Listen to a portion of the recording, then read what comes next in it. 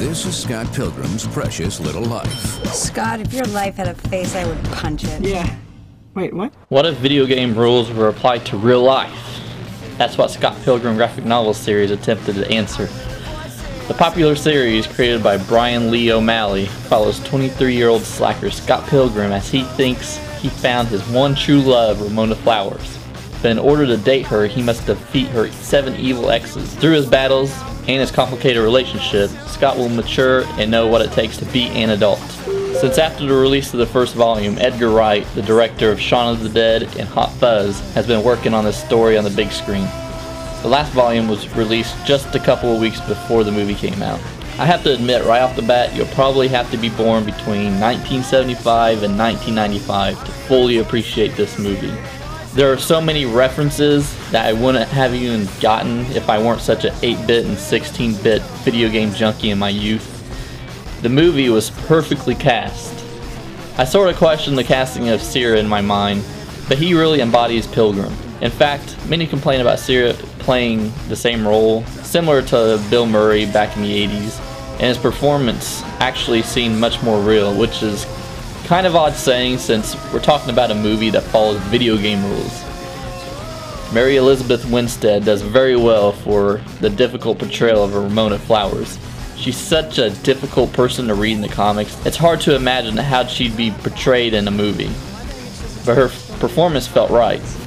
The evil exes from Chris Captain America Evans to Jason Schwartzman were spot on.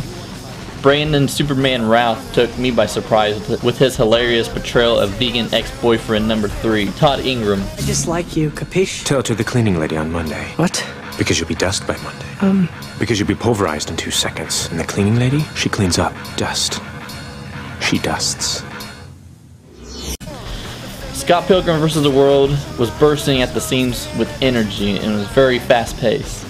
The running time is nearly 2 hours, but when I knew it was getting towards the end, it felt like I was just sitting there for about an hour. This is without a doubt the most fun I've had in the theater, ever. I try to catch all the references, but I'll gladly buy it on Blu-ray and watch it over and over just to check them all out. It's definitely a different type of action movie. 98-pound Michael Cera kicking ass and destroying people? Sign me up! Of course, Wright is the same guy who made Simon Pegg and Nick Frost into ass-kicking mofos in Hot Fuzz. That's what I'm talking about.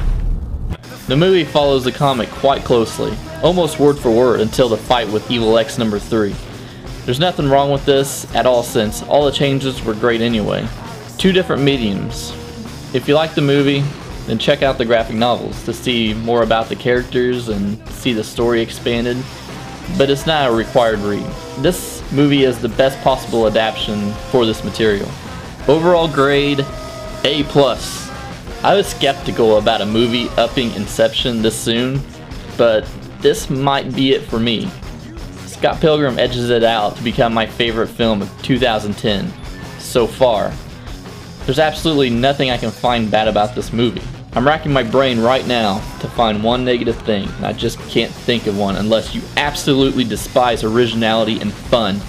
Go see this movie now! You want to fight me for her? Why on earth Would you want to do that? Because I'm in love with her.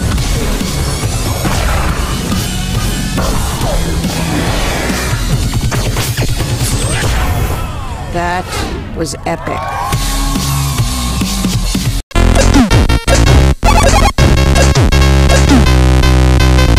Punch me in the boob!